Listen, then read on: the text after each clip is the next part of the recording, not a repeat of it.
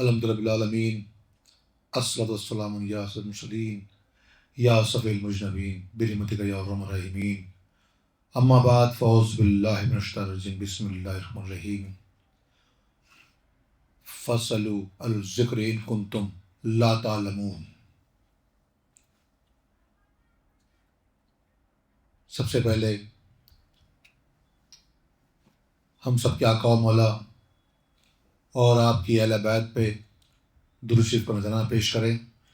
اللہم صلی وسلم علی محمد وعلی آل محمد صلی اللہ علیہ یا محمد السلام علیکہ یا نور اللہ والظہور الاول فی کل لمحۃ ونفس نبدا ما وسیع باللہ۔ تو آج 13 رجب ہے، ولادت مولا علی شیر خدا داماد رسول شوہر بطول تمام ولیوں کے امام، تمام اماموں کے سردار، امام الاولیاء،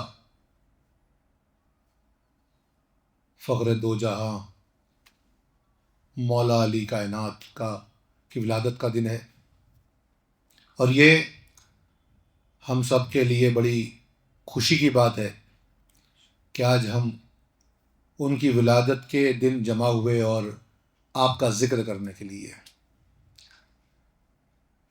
تو مناؤ جشن کے کعبے میں آ رہے ہیں علی، خدا کے گھر کا مقدر جگا رہے ہیں علی، دیوار کعبہ نے ہنس کر کہا خدا کی قسم مجھے طواف کے قابل بنا رہے ہیں علی۔ جو یہ کہتے ہیں نا کہ آج ہر جگہ تو بیان نہیں ہوتے ہیں، جو عاشق اہل بیت ہے وہی یہ سب محفلیں سے جاتے ہیں، تو جن سے علی کا نعرہ لگایا نہیں جاتا ان کے دلوں میں مصطفیٰ کا عشق بھی پایا نہیں جاتا۔ میں بھی ایک کلام پڑھوں گا، اس میں جتنی مرتبہ علی کا نام آئے گا تو سب مل کے علی کہیں گے۔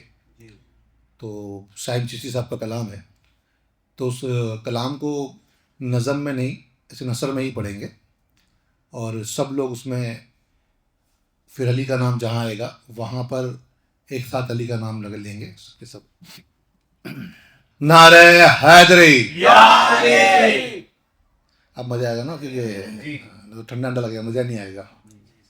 قاسم خلد علی، ساقی کوثر ہے علی، ہادی و مہدی ہے علی، حیدر و صفدر ہے علی، مرتضی شیر خدا فاتح خیبر ہے علی، مظہر نور خدا عکس پیمبر ہے علی، عرش کا دل ہے عرش کا دل ہے عرش کا دل ہے عرش مولا کی قسم نور خالق ہے نور من اللہ کی قسم، دونوں عالم میں درخشاں ہے ولایت کی قسم، تا ابد جاری و ساری ہے حکومت ان کی، لا شبہ حق کی عبادت ہے زیارت ان کی، ہاں شہادت کی شہادت ہے شہادت ان کی، دست قدرت ہے دست قدرت ہے زور ید اللہ کی قسم، حسن کعبہ ہے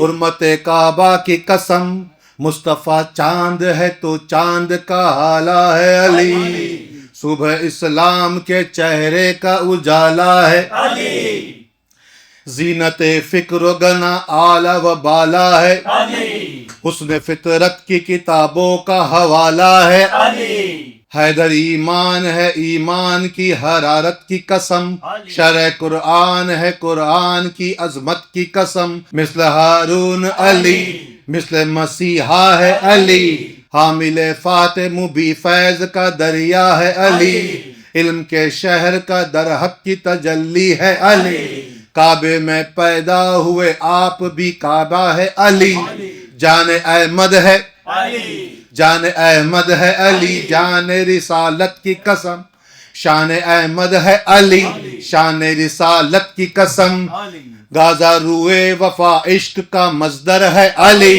مرکز نور علی، حسن کا محور ہے علی، فکر کا گوہر ہے علی، ہادی و رہبر ہے علی، لوح محفوظ کا ایک نقشہ منور ہے علی، صدق و صدیق علی، صدق و صداقت کی قسم، صدق و صدیق علی، صدق و صداقت کی قسم ہے علی، ذوق نبی ذوق نبوت کی قسم، کان ایمان ہے ایمان کا مرکز بھی علی، بحر عرفان ہے عرفان کا مرکز بھی علی، گنج فیضان ہے فیضان کا مرکز بھی علی، شرع ایکان ہے ایکان کا مرکز بھی علی، میرے محبوب علی، مجھ کو محبت کی قسم، حق کے مطلوب علی، حق کے مطلوب علی، حق کی امامت کی قسم، شاہ مردہ ہے علی، قوت یزدہ ہے علی، ماہ تابہ ہے علی، مہر درخشاں ہے علی، عزت آل ابا آن شہیدہ ہے علی، شاہ شاہان زماں زور غریبہ ہے علی، میرے مولا ہے علی، ان کی ولایت کی قسم، ان کا صائم ہوں گدا ان کی سخاوت کی قسم، نعرہ حیدری، نعرہ حیدری، نعرہ حیدری۔ ایسے مولا علی کے کلام بہت سارے ہیں اور جوش دلانے والے، اگر سمجھ میں آئے تو اور بھی اچھے لگیں گے، ایسے کلام ہے۔ خیر مولا علی کی تو شان نرالی ہے، جیسے نبیوں میں کوئی مثل نہیں ہمارے نبی جیسا، ویسے ولیوں میں بھی کوئی مثل نہیں ہے ہمارے امام جیسا، مولا علی جیسا۔ تو ہم نے بیان کو شروع کیا قرآن شریف کی ایک آیت سے، فَاسْأَلُوا أَهْلَ الذِّكْرِ إِن كُنتُمْ لَا تَعْلَمُونَ، اگر تم کو علم نہ ہو تو ذکر والوں سے پوچھو۔ اللہ ایک آیت کو نازل کرتا ہے اور لوگوں سے کہہ رہا ہے، اب یہ وہ لوگ ہیں جو اعتراض کرنے والے ہوں گے، تو انہیں سے کہہ رہا ہے کہ اگر تم کو علم نہیں ہے تو ذکر والوں سے پوچھو۔ اب ذکر کی مراد قرآن شریف سے بھی لی گئی کہ قرآن شریف کو پڑھنا بھی ایک ذکر ہے، اور جتنے بھی مخالفین ہوں گے مشرکین ہوں گے ان سب کو اگر اللہ نے کہا ہے کہ تم کو قرآن پڑھ کے بھی قرآن کی آیت جو میں نازل کر رہا ہوں اس کو بھی یقین نہیں آ رہا ہے اور اس کا علم تم کو نہیں ہو رہا ہے، تو تم ذکر والوں سے پوچھو۔ اب ذکر والا کون ہے؟ تو قرآن اور ذکر کو ایک کیا گیا، یعنی جو قرآن کی تلاوت کرتا ہے وہ ذکر کرنے والا ہے، اور مولا علی کائنات وہ قرآن سے الگ نہیں ہوں گے، قرآن ان سے الگ نہیں ہوگا۔ یعنی جتنے بھی لوگ جو مشرکین ہیں، جو قرآن کے علم کو سمجھ نہیں سکتے ہیں، اگر ان کو سمجھنا ہے تو ان سب کو اللہ کہہ رہا ہے کہ اگر تم کو علم نہیں ہے تو اہل ذکر سے پوچھو، یعنی مولا علی سے پوچھو کہ تم کو قرآن کا علم نہیں ہے، نبی کا علم نہیں ہے۔ جو اعتراض کرنے والے تھے، نبی پہ اعتراض کرنے والے لوگ، ان سے کہا جا رہا ہے کہ وہ یہی کہتے ہیں کہ تو ہمارے جیسے مرد ہو، ہمارے جیسے انسان ہو تو ہم کیسے تم کو نبی مانے؟ تو وہ نبی مانے، اس کے لیے اللہ کہتا ہے کس سے پوچھو؟ اہل ذکر سے پوچھو۔ قرآن کی آیتوں کو ماننے کے لیے، نبی کو ماننے کے لیے، اللہ کو ماننے کے لیے بھی اللہ قرآن شریف میں فرما رہا ہے کہ اگر تم کو علم نہیں ہے تو اہل ذکر سے پوچھو۔ اور اہل ذکر یعنی جتنے بھی ائمہ ہیں وہ یہی کہتے ہیں کہ قرآن کو ذکر کرنے والے کو ہی ذکر کرنے والا کہتے ہیں، قرآن پڑھنے والے کو، قرآن کو ماننے والے کو۔ تو وہاں مراد لی گئی قرآن سے، اور قرآن ایک ایسی چیز ہے جو کبھی مولا علی کائنات سے الگ نہیں ہوگی، نہ مولا علی قرآن سے الگ ہوں گے، کیونکہ سرکار دو عالم صلی اللہ علیہ وسلم فرمایا نا آخری خطبے میں کہ میں تمہارے لیے 2 چیز چھوڑے جا رہا ہوں، ایک اللہ کی کتاب قرآن، اور دوسرے میری اہل بیت۔ وہ اہل بیت میں کون ہے؟ مولا علی۔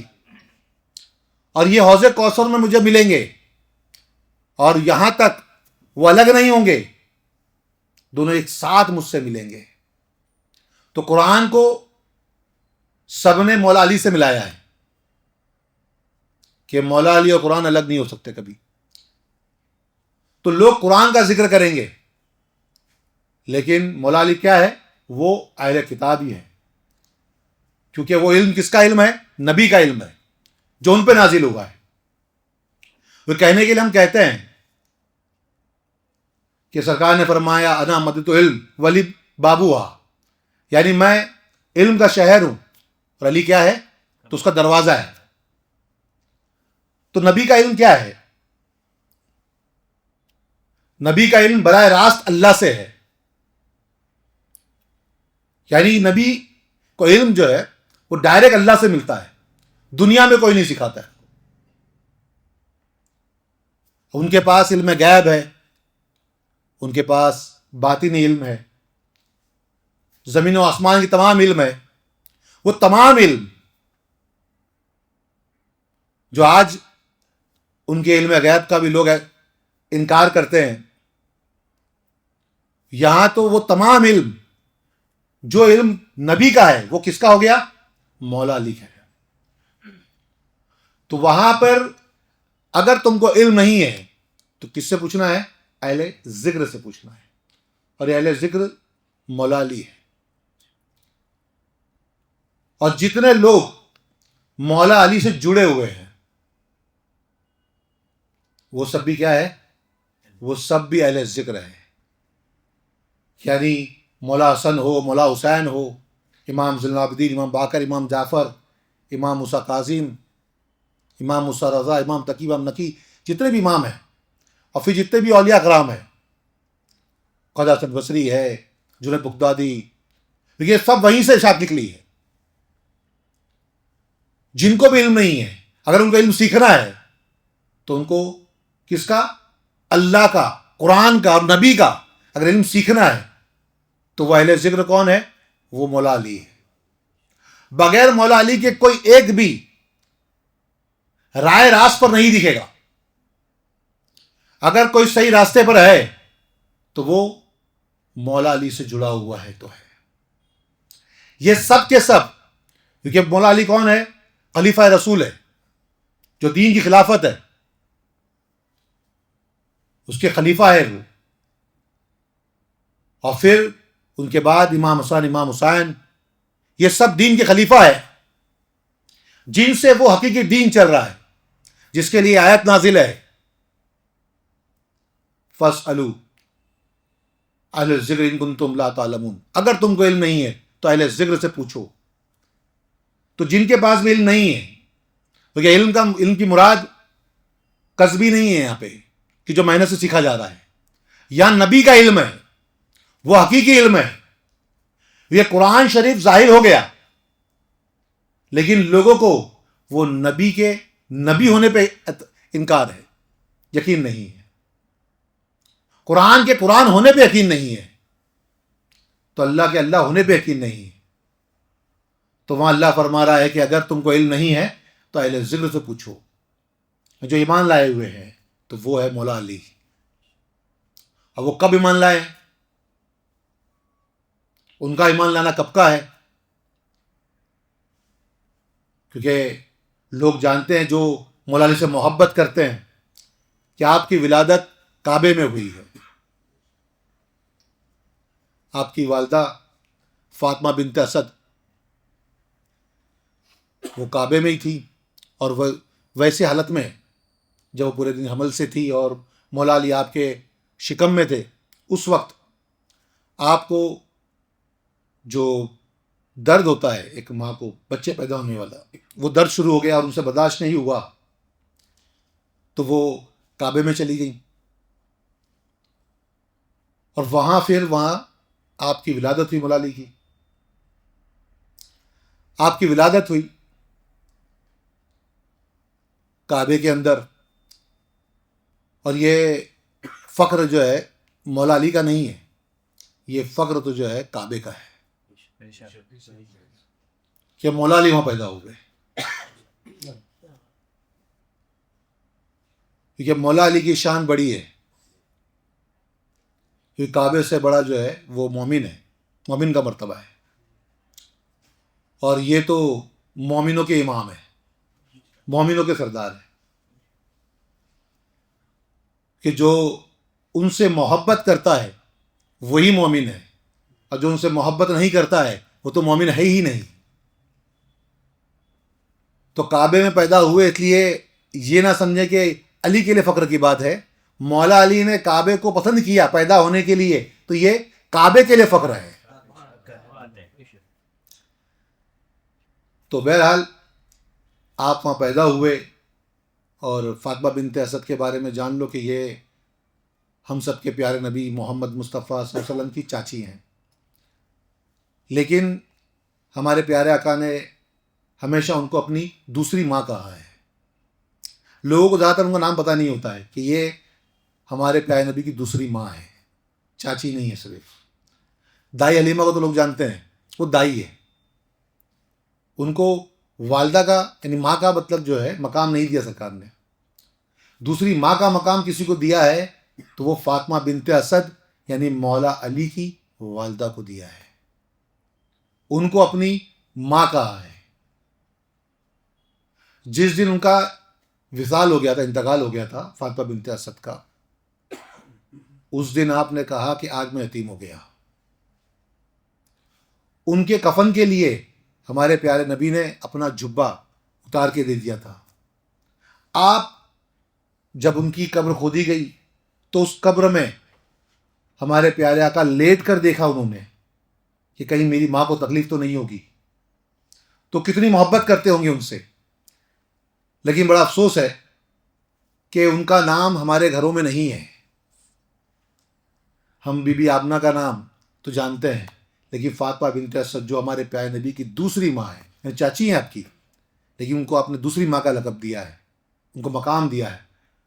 تو فاطمہ بنت اسد کو بھی یاد رکھیں کہ یہ ہمارے پیارے نبی کی دوسری ماں ہے، جو مولا علی کی والدہ ہے، اور ہمیشہ ہمارے پیارے آقا نے ان کو اپنی دوسری ماں کہا ہے، کیونکہ جب آپ سرکار صلی اللہ علیہ وسلم کے تو پیدا ہونے سے پہلے آپ کے والد کا وصال ہو گیا تھا، تو آپ کی پرورش آپ کے دادا عبدالمطلب نے کی، اور جب آپ کی والدہ کا بھی بی بی آمنہ کا بھی وصال ہو گیا، اس کے بعد میں انہوں نے حضرت ابو طالب کو سونپ دیا سرکار صلی اللہ علیہ وسلم کو، اور حضرت ابو طالب یعنی طالب کے باپ، لیکن ان کا نام عمران ہے، مولا علی کے والد، ان کی بھی اولادیں بہت ساری تھی، اور وہ بہت غریب تھے، وہ بہت غریب تھے، اس کے باوجود بھی ان کے ہاتھ میں پرورش کو دیا۔ اور حضرت ابو طالب مولا علی کے والد، جن کے گھر میں ہمارے پیارے نبی نے پرورش پائی،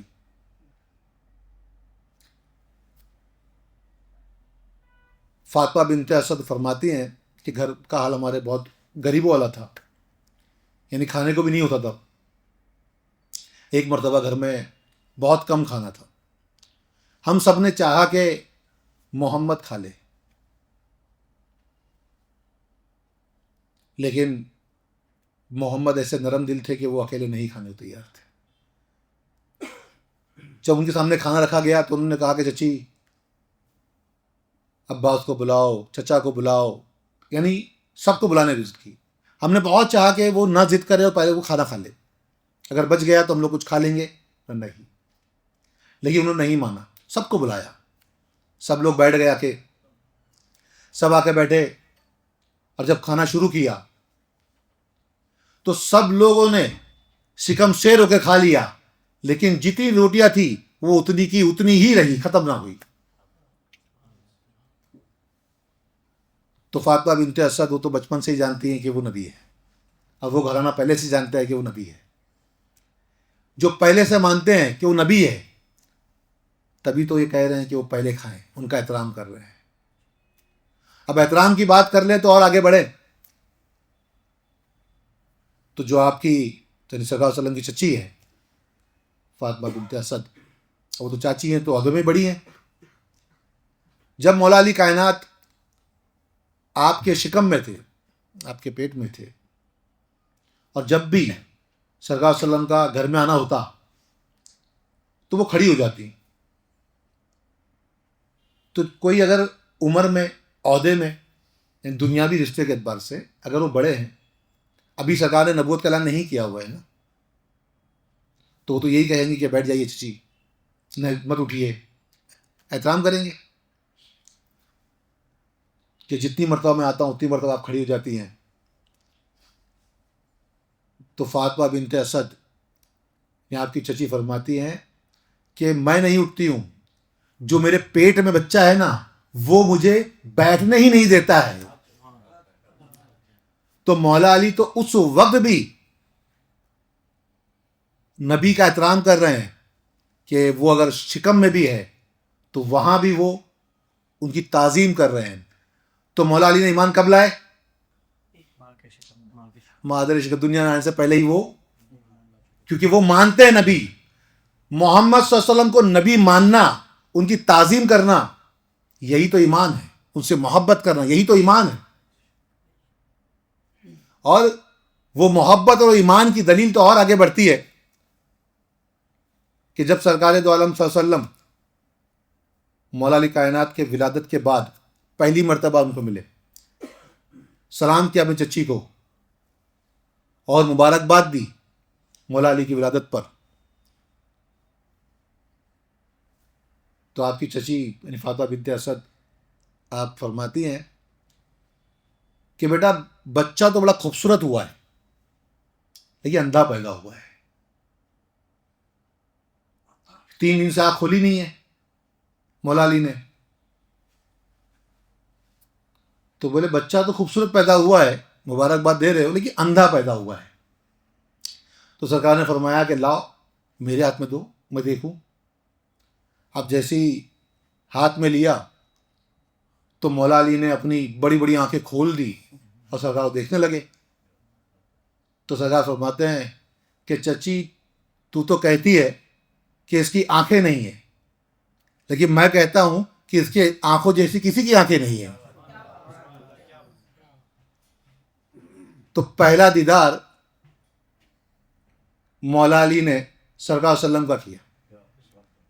جب سرکار صلی اللہ علیہ وسلم کی گود میں انہوں نے آنکھیں کھول دی، لیکن مولا علی کائنات بڑے ہو گئے.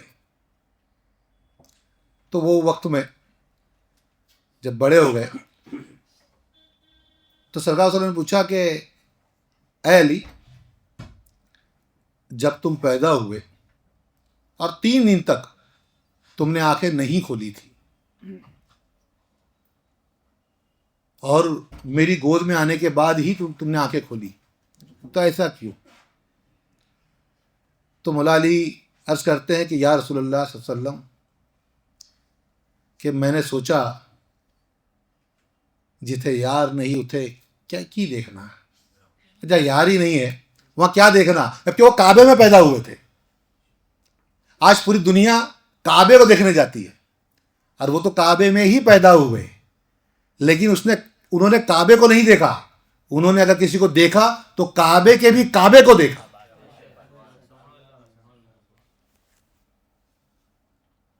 تو مولا علی کائنات نے اگر کسی کو دیکھا ہے پہلا تو وہ کعبے کے بھی کعبے کو دیکھا ہے. تو ان کی ایمان کی دلیل کہ مادر شکم سے وہ ان کو نبی مانتے ہیں، ان پہ ایمان لائے ہوئے. یعنی دنیا میں آنے کے بعد جو کہا جاتا ہے کہ یہ پہلے نمبر ایمان لائے، دوسرے نمبر پہ ایمان لائے، تو یہاں تو جو بتایا جا رہا ہے مادر شکم سے تعظیم. آنکھیں کھولی تو پہلا دیدار نبی کا، 3 دن تک دودھ نہیں پیا تو ہمارے پیارے آقا نے ہمارے اپنی زبان مبارک وہ مولا علی کے منہ میں دے دی. تو مولا علی نے جو پہلی غذا دنیا میں لی وہ کیا ہے؟ وہ لعاب دہن ہے، جس کو ہم تھوک کہتے ہیں. وہ لعاب دہن سرکار دو عالم صلی اللہ علیہ وسلم کا. یعنی مولا علی کائنات تو اس وقت سے، کیونکہ تو خیر دنیا کی گنتی میں آتا ہے کہ پہلے ایمان دوسرے ایمان، جبکہ وہ تو ایک نور ہے، وہ بھی الگ نہیں ہے.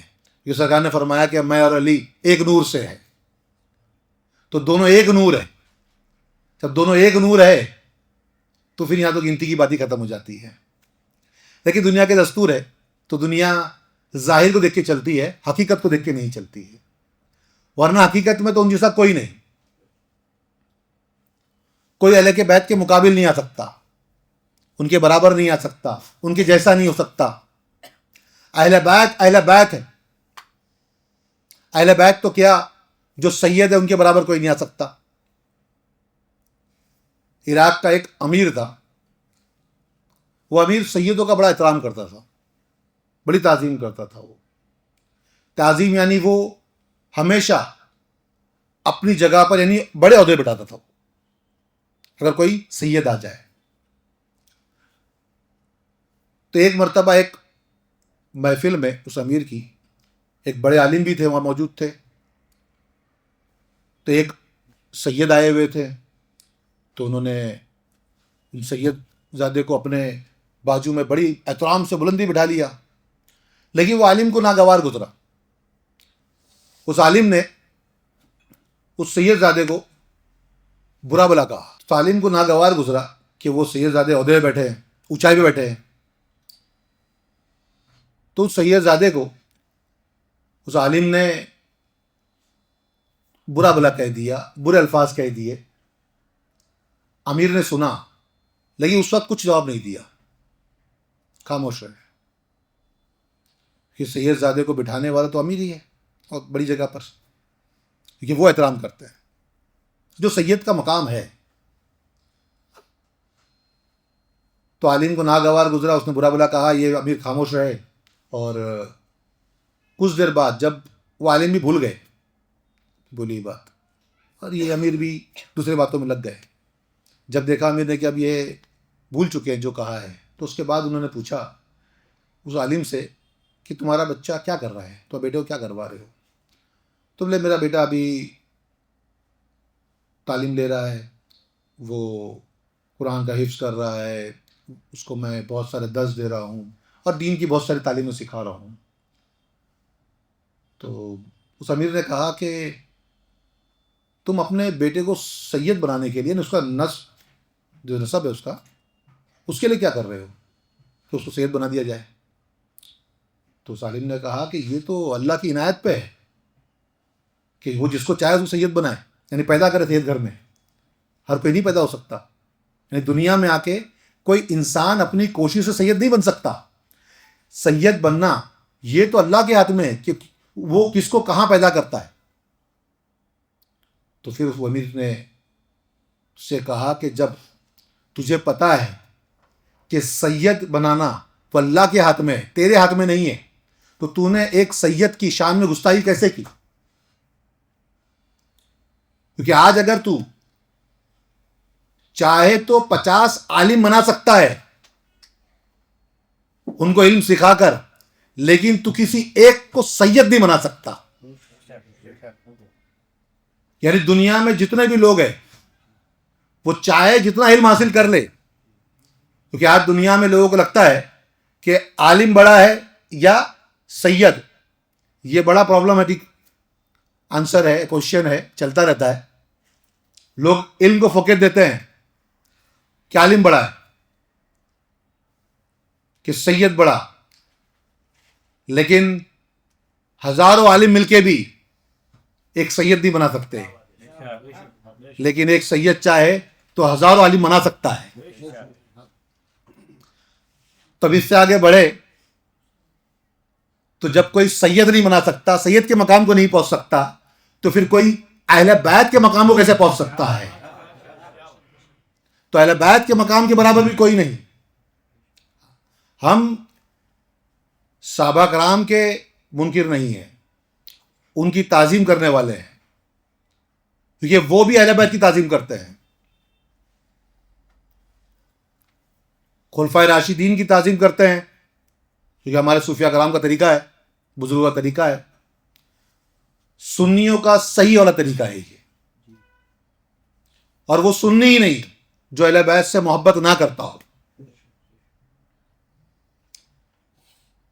تو حضرت صدیق ہو، حضرت عمر فاروق ہو، حضرت عثمان غنی ہو، یہ سب کے سب اہل بیت سے محبت کرنے والے ہیں، اور یہ خود بھی جانتے ہیں کہ اہل بیت کا مقام بلند ہے۔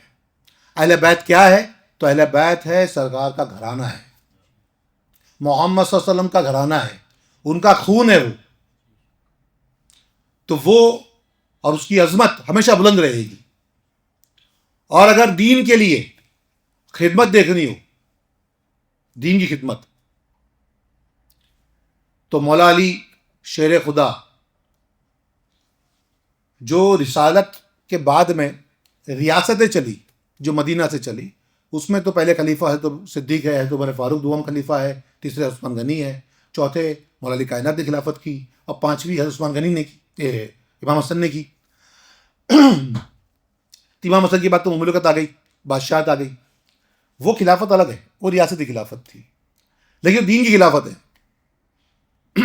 آج جتنے بھی قادری گھرانے ہو، چشتی گھرانے ہو، جو دین لے کے چل رہے ہیں، اور نقشبندی گھرانے میں بھی ایک گھرانہ جو ہے وہ عالیہ ہے، اور ایک گھرانہ جو ہے حضرت صدیق سے بھی چلتا ہے. لیکن قادری چشتی گھرانے یہ دین کے گھرانے ہیں. دین کہاں سے چل رہا ہے، دین کہاں سے پھیل رہا ہے؟ تو یہ سارے گھرانے مولا علی سے چلتے ہیں. آج کسی کا سلسلہ اٹھا کے دیکھ لو، کسی کا بھی سلسلہ اٹھا کے دیکھو گے تو وہ سرکار دو عالم صلی اللہ علیہ وسلم کے بعد نام مولا علی کا ہی لے گا، کیونکہ یہ دین کی خلافت ہے. جو دنیاوی خلافت ہے وہ وقتیہ تھی، وہ ختم ہو گئی، وہ جیسی ترتیب ہے ویسی ہی ہے. لیکن جیسے ہی یہاں پہ سجرے کی آتی بات، یعنی دین کی بات آتی ہے کہ ایک کے بعد ایک خلیفہ کس کو بنایا گیا دین کے لیے، تو وہاں خلافت میں شجروں میں نام سرکار صلی اللہ علیہ وسلم کے بعد مولا علی کا ہی آئے گا. اب جتنے بھی قادری گھرانے ہو، جتنے بھی چشتے گھرانے ہو، یعنی 9 قادریہ 5 چشتیہ، پورے خاندان میں مولا علی کا نام ہی آئے گا. ایک ابو بکر صدیق کا نام جو نقشبندی سلسلے میں چلتا ہے، اس میں بھی ایک عالیہ بھی ہوتا ہے، نقشبندی عالیہ، اس میں بھی مولا علی کائنات کا. تھوڑا سا وہاں پہ لوگوں کو ابھی بھی کئی لوگ اعتراض کرتے ہیں کہ نقشبندی بھی مولا علی سے ہی ہے، لیکن ٹھیک ہے، سلسلے چل رہے ہیں تو ماننا پڑے گا. وہ کسی کے اعتراض کرنے سے کچھ نہیں ہوتا. جب وہ چل رہے ہیں تو اس کو ماننا پڑے گا کہ ہاں بھائی وہ اس سلسلہ حضرت صدیق سے چل رہا ہے. لیکن یہاں پہ 9 قادریہ 5 چشتیہ جو خانوادے ہیں، یعنی خاندان ہیں، یہ پورے کے پورے مولا علی سے چلتے ہیں. اور اس میں سرکار دو عالم صلی اللہ علیہ وسلم کے بعد جو نام آئے گا وہ مولا علی کا آئے گا. تو مولا علی کا جب وہ نام آتا ہے تو وہ کون ہے؟ وہ اہل ذکر ہے. قرآن شریف کیا کہہ رہا ہے؟ فَاسْأَلُوا أَهْلَ الذِّكْرِ إِن كُنتُمْ لَا تَعْلَمُونَ. اگر تم کو علم نہیں ہے تو تم اہل ذکر سے پوچھو، ان سے علم حاصل کرو. تو یہ سب علم جو تمام خانوادوں میں چل رہا ہے، وہ علم ظاہر ہو، علم باطن ہو، کس سے چل رہا ہے؟ وہ مولا علی سے ہے. عربی جو لکھتے ہیں، عربی لکھتے پڑھتے ہیں، یہ بھی مولا علی کائنات نے ہی لوگوں کو لکھنا پڑھنا سکھایا ہے. جو اسے گرامر بنائے ہیں وہ مولا علی نے بنوائے ہیں اپنے شاگردوں سے. آج جو لوگ عربی بھی سیکھتے ہیں، وہ گرامر کا بیسک جو لکھا ہوا ہے رائٹنگ میں ہے، وہ مولا علی سے ہی ہے. اگر انہوں نے وہ گرامر کو رائٹنگ میں نہیں لکھوایا ہوتا تو آج یہ دنیا میں لوگ عربی سیکھ نہیں رہے ہوتے. تو ظاہری علم بھی مولا علی سے ہی ہے، کیونکہ علم میں مولا علی کے برابر کوئی نہیں ہے. 90% علم امت میں صرف اور صرف مولا علی کو عطا کیا گیا ہے. اور پوری امت، یعنی پوری امت جب کہی جاتی ہے تو صرف انسان مت دیکھو، اس میں جانور بھی آ گئے، چرند پرند سب آ گئے. سب کے لیے جو علم ہے وہ 10% میں رکھا گیا، اور 90% میں 90 صرف اکیلے مولا علی ہے.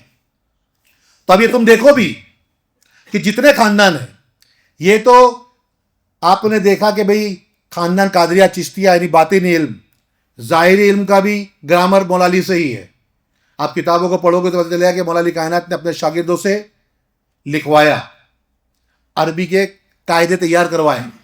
کیونکہ یہ قاعدے جو عربی وہ جانتے ہیں، وہ عربی لوگ نہیں جانتے تھے. آپ یہ سمجھ رہے ہو کہ لوگوں کو لکھنا آتا ہوگا. وہ لوکل میں جیسا آپ عربی بولتے ہو، یہاں کی ہندی بولتے ہو، ویسا وہاں لوگ عربی بولتے تھے، کیونکہ وہاں کی مادری زبان ہے. لیکن اس سے گرامر کیسے ہونے چاہیے، اس کے قواعد کیسے ہونے چاہیے، قاعدے قانون کیسے ہوں گے، وہ سب مولا علی کائنات نے بنائے ہیں. اور اس کو اتنی آسان طریقے سے بنایا ہے کہ جو عربی نہیں ہے وہ بھی عربی سیکھ سکے. قرآن شریف کو پڑھنے کے لیے عربی کا سیکھنا ضروری تھا تو اس کے قاعدے انہوں نے تیار کروائے. تو ظاہری علم بھی ان کا ہی ہے, صرف باطن تک محدود نہیں ہے باتیں. باطن میں جو علم ہے جو دیا گیا ہے پورے خاندان کو, یعنی جتنا بھی سلسلے چل رہے ہیں ان سب کو دیا گیا, تو وہ علم کون سا علم ہے؟ وہ نبی کا وہ حقیقی علم لدنی ہے, جو اللہ اور نبی کے درمیان کا علم ہے. وہ تمام علم مولا علی کائنات کو عطا کیا گیا. انا مدت علم والی بابوہا. اس لیے وہ اکیلے پوری کائنات کو علم دینے کا سورس ہے. وہی ایک ذریعہ ہے کہ جس ذریعے سے سب کے سینوں میں علم پہنچتا ہے. آج جتنے مرشدین ہیں, پورے امام ہو, یعنی 11 امام مولا علی کی آنے کے بعد, یا جتنے بھی اولیاء کرام ہو, ان تک وہ علم کیسے پہنچ رہا ہے؟ تو وہ نبی کا علم مولا علی سے ہی پہنچ رہا ہے. سب جڑے وہی سے ہے. کیونکہ اگر جڑ محمد صلی اللہ علیہ وسلم ہے اس دین کی, تو اس کا مضبوط تنا علی ہے. یہ شاخ اولیاء کرام ہے, لیکن اس کا تنا, مضبوط تنا وہ علی ہے.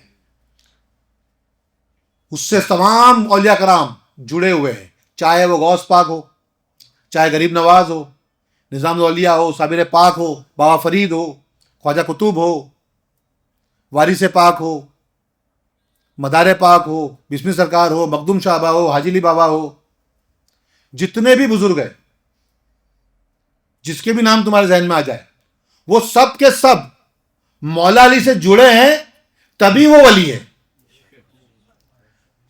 اگر جو مولا علی سے نہیں جڑا وہ ولی ہو ہی نہیں سکتا. یعنی ولی ہونے کی دلیل کیا ہے؟ ولی ہونے کی دلیل یہ ہے جو علی سے جڑا ہے. جو علی کا نہیں وہ تو کسی ولی کا بھی نہیں. کیونکہ سرکار صلی اللہ علیہ وسلم نے فرمایا ہے کہ سب کا ایک ولی ہوتا ہے. میرا ولی علی ہے. میرا ولی کون ہے؟ اب یہ ولی الفاظ تو چھوٹا سا رہتا ہے کہ ولی, لیکن یہاں پر ولی کا مطلب ہوتا ہے کہ میرے بعد, جیسے اس دور کا طریقہ تھا کہ اگر کوئی انسان دنیا سے چلا جائے یا اس کا انتقال ہو جائے, اگر اس کے قرضے باقی ہے یا اس کی وصیتیں کچھ ہے, یعنی اس کے گھر کا کچھ بھی ہے, وہ سب کا ذمہ دار کوئی ایک ہے جس کو ولی کہا جائے گا کہ میں نے اس کو اپنا ولی بنایا. یعنی میرا قرضہ دینے والا, میرے بیہاف پہ جواب دینے والا, ہر چیز کون ہوگا؟ وہ میرا ولی ہوگا. تو سرکار نے فرمایا کہ سب کا کوئی نہ کوئی ولی ہے, اور میرا ولی علی ہے. یعنی میرے بعد اگر میرا کچھ قرضہ باقی ہے تو کون دے گا؟ وہ علی دیں گے. میرے بیہاف سے کسی سے بات کرنی تو کون کریں گے؟ علی کریں گے. تو یہ ولی ہے. ولایت اتنی چھوٹی سی چیز نہیں ہے, ولایت بہت بڑی چیز ہے. لفظ ولی میں بہت سارے معنی آ جاتے ہیں. انسان سمجھتا ہے ولی کے معنی صرف دوست, لیکن ولی کے معنی تو بہت سارے نکلتے ہیں, خلیفہ بھی نکلتے ہیں. کیونکہ آج ولی جب کہتے ہیں ہم, تو ولی الفاظ بہت چھوٹا سا نہیں ہے, بہت بڑی چیز ہے یہ. الا ان اولیاء اللہ لا خوف علیہم ولا یحزنون, یعنی بے شک اللہ کے ولیوں کسی کا خوف نہیں ہے. تو کیوں کہتا ہے صلی اللہ؟ تو نے دوست خالی کہہ دیا. یہ ان کو نائب بنایا ہوا ہے. یہ کون نائب ہے؟ یہ سب کے سب علی کے ہی نائب ہیں. کہ غریب نواز کس سے خلیفہ لیں گے؟ وہ یہ سب کے سب جائیں گے تو مولا علی کے پاس ہی. مولا علی ولی ہے, خلیفہ ہے وہ نبی صلی اللہ علیہ وسلم کے, اور باقی سب کے سب جتنے بھی ہیں وہ سب کے سب خلیفہ علی کے ہی ہیں. کیونکہ نبی تک پہنچنے کے لیے پہلے ہر کسی کو علی تک پہنچنا ہی پڑے گا. کوئی بھی علی کے بنا نبی تک نہیں پہنچ سکتا. گھر میں آنے کے لیے, شہر میں آنے کے لیے دروازے سے ہی آنا پڑے گا. دیوار سے فان کے جو آتے ہیں اس کو چور کہتے ہیں. کیا کہتے ہیں اس کو؟ چور کہتے ہیں. تو کوئی دعویٰ تو کرے کہ میں نبی سے محبت کرتا ہوں اور علی کو نہ چاہے, یعنی علی دروازے کو وہ ہٹانا چاہے بیچ میں سے, تو اس کو دیوار پھاندنا پڑے گا اس کو. تو دیوار کون پھاندتا ہے؟ چور پھاندتا ہے. ایمان والا نیک انسان دروازے سے آئے گا.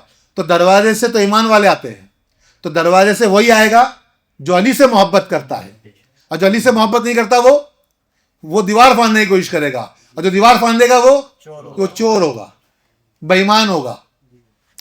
تو جتنے ایمان والے ہیں، جتنے ولی ہیں دنیا میں، وہ سب دروازے سے آئیں گے، یعنی علی کے ساتھ آئیں گے، علی سے ہوتے ہوئے آئیں گے۔ اور جتنے لوگ جڑے ہیں، یہی مضبوط رسی ہے جس کے لیے قرآن میں اللہ نے فرمایا کہ اللہ کی رسی کو مضبوطی تھامے رہو۔ تو یہ اہل بیت، یہ کیا ہے؟ یہ اللہ کی مضبوط رسی ہے، اور قرآن یہ اللہ کی مضبوط رسی ہے۔ ان دونوں کو تھامے رہنا ہے یہاں تک کہ تمہاری جان نکل جائے۔ اسی حال میں اگر تم مر گئے تو بے شک تمہارا خاتمہ ایمان میں ہوا، اور کہیں تمہارا ایمان ایسا ہو گیا کہ تم کو دیوار پھاندنی پڑے، کیونکہ ایسا معاملہ ہوتا ہے آج۔ لوگ کمپیئر کرتے ہیں اہل بیت کو اور صحابہ کو۔ صحابہ کرام کا اپنا ایک مقام ہے، ان کی اپنی ایک بلندی ہے، ان کے بھی اپنے اپنے قربانیاں ہیں، سیکریفائسز ہیں۔ ہر کسی نے کچھ نہ کچھ دین کے لیے کیا ہے۔ مولا علی کا اپنا ایک مقام ہے، کیونکہ وہ اہل بیت بھی ہے، وہ صرف صحابہ نہیں ہے، ان کا شمار صرف صحابہ میں نہیں آتا ہے، اہل بیت میں بھی آتا ہے۔ تو وہاں پر پہلے ہی دو چیز ہو جاتی ہے کہ وہ صحابہ بھی ہے اور اہل بیت بھی ہے، یعنی ان کا شمار صحابہ میں بھی ہے اور اہل بیت میں بھی ہے۔ تو وہ شخصیت تو پہلے ہی بلند ہو گئی نا۔ یہاں کمپیریزن لوگ کرتے ہیں، صحابہ نے نہیں کیا ہے، وہ تو آپس میں ایک دوسرے سے محبت کرتے ہیں، لوگ آپس میں ایک دوسرے کو اختلاف کرنا شروع کر دیتے ہیں۔ تو بہرحال وہاں کوئی اختلاف نہیں ہے، اور ہم کو ایسے اختلافوں کو بھی پڑھنا بھی نہیں ہے۔ ہم کو تو ہمیشہ صحابہ کی تعظیم بھی کرنی ہے۔ جو صحابی ہے ان کے لیے بھی حدیث ہے کہ وہ سب ستاروں کے مانند ہے نا۔ اب ستاروں کے مانند کیوں کہتے ہیں؟ ستارے ہوتے ہیں وہ راستہ بتانے کے لیے اندھیرے میں، اس لیے ستاروں کے مانند کہتے ہیں۔ اور پھر اہل بیت جو ہے وہ نوح کی کشتی کے مانند ہے، تو اس پہ سوار ہو جاؤ تو وہ فلاح پالے گا۔ اب ہم اہل بیت کی سواری پہ سوار ہیں، صحیح؟ تو امام جوزی فرماتے ہیں کہ ہم کو دونوں کی ضرورت ہے، ناؤ کی بھی ضرورت ہے اور ستاروں کی بھی ضرورت ہے۔ ناؤ میں بھی ہم سوار ہوں گے اور ستاروں سے رہبری بھی پائیں گے۔ تو اہل سنت جماعت یہ ایسی ہے کہ جو دونوں کو لے کے چلتی ہے، اس لیے ہمارے بزرگوں نے کبھی دونوں کو نہیں چھوڑا ہے۔ اگر وہاں کچھ پرابلمٹک چیزیں آتی بھی ہے سامنے تو ہم لوگ اگنور کرتے ہیں، کیونکہ وہاں ہم بولنے کے لائق کے نہیں ہوتے۔ جیسے ہوتا ہے نا کہ ہمارے گھر کے اندر ہی اگر ہمارے والدوں میں جھگڑا ہے تو ہم تھوڑا سا احترام کر لیتے، بھائی جھگڑا ہے، ہاں ایک حد رہتی ہے اس کی، جب ایسا لگتا ہے کہ حد پار ہو گے تو بیچ میں آتے، لیکن ایسا کچھ بھی نہیں ہے، اور وہاں ایسی کوئی بات نہیں ہے۔ تو احترام ہمارے پہ لازم ہے کہ ہم خلفائے راشدین کا ہمیشہ احترام کریں، ان کی عظمت کو سمجھیں۔ ہاں، کمپیریزن نہ کریں کبھی کہ اہل بیت کے مقابل کسی کو کھڑا کر دیں۔ اہل بیت کے مقابل ہم کسی کو کھڑا کرتے ہیں، سب سے پہلے ہم یہ غلطی کر دیتے ہیں، جس کا کوئی مطلب مقابل ہی نہیں ہے، وہاں کیوں مقابلہ کر رہے ہیں؟ کیونکہ اس اہل بیت کے اندر، وہ گھرانے کے اندر، وہ جو گھرانہ ہے وہ سرکار صلی اللہ علیہ وسلم کا گھرانہ ہے، اور اس میں وہ بھی رہتے ہیں، اور وہ سب ایک نور ہے، سب کو نور کہا گیا ہے، کسی اور کو نور نہیں کہا گیا ہے، ان کو نور کہا گیا ہے۔ نور کیا ہے؟ پاکیزگی ہے ان کے اندر، کیا کہا جائے گی؟ پاک ہے وہ نور۔ کیا ہوتا ہے؟ پاک ہوتا ہے، روشن ہوتا ہے، راہ راست دکھانے والا ہوتا ہے، راستہ دکھانے والا ہوتا ہے نا، ہدایت دینے والا ہوتا ہے، وہ نور ہے۔ وہ ان میں کوئی غلاظت نہیں، کوئی برائی نہیں۔ تو ان پاکیزہ لوگوں کا کسی اور سے کمپیریزن نہیں کر سکتے نا، تو وہ اہل بیت ہے، اور سرکار نے انہی کا دامن تھامنے کو کہا ہے۔ ہم ہر کسی سے سیکھیں گے، ان کی تعظیم کریں گے، ان کی عظمت ہے، انہوں نے بھی بہت قربانیاں پیش کی، دین کے لیے بہت ساری خدمتیں ہیں ان کی۔ یہ کوئی سرکار صلی اللہ علیہ وسلم کو ہجرت کے وقت اپنے کندھے پہ اٹھا کے چل رہا ہے، حضرت صدیق ہے نا۔ کہیں لوگ خلاف ہے تو ہے تمہارے فاروق تلوار لے کے کھڑے، تو ان کی بھی خدمت ہے۔ اور مولا علی کائنات بستر موت پہ لیٹے ہیں ہجرت کی رات، یہ ان کی خدمت ہے۔ ہر کسی کی خدمت ہے، ہر کسی نے اپنی اپنی طور پہ جو ہے دین کے لیے جذبہ پیش کیا ہے، تو سب کی اپنی اپنی عظمتیں ہیں، لیکن اہل بیت الگ ہے، ان کا مقام بلند ہے. پنج پاک الگ ہے، پنج پاک کا مقام بلند ہے، کمپیریزن نہیں ہے، اور کمپیئر کرنا بھی نہیں چاہیے. سمجھ گئے بات کو؟ تو میں زیادہ وقت نہیں لیتے ہوئے بیان کو یہیں پہ ختم کرتا ہوں کہ ہم لوگ آج بڑے خوش نصیب ہے کہ سب مولا علی کائنات کی ولادت کو منانے کے لیے جمع ہوئے، اور مولا کا مقام تو بڑا بلند ہے. وہ میں 1 گھنٹہ بیان کروں کہ 10 گھنٹہ بیان کروں، ان کی عظمت کے لائق بیان نہیں کر سکتا. جو ان کا مقام ہے، جو ان کی بلندی ہے، اتنی بلندی سے تو میں بیان نہیں کر سکتا، کوئی نہیں کر سکتا، کیونکہ وہ زبان کسی کے پاس نہیں ہے دنیا میں کہ جو مولا کے عظمت کو ان کے مقام کے برابر بیان کر سکے. برابر کیا، ان کے پائناس کے برابر بھی بیان کر سکے، ایسی کسی کے اندر بھی اوقات نہیں ہے. تو جتنا بھی کیا ہے وہ تھوڑا ہی ہے. تو مولا ہم سے بیان کرنے میں جو بھی غلطیاں بھول چکے ہو، خطا ہو گئی ہو، اس کو معاف فرمائے، اور جو بھی محبت ہم نے پیش کیا اس کو مولا قبول فرمائے. آمین.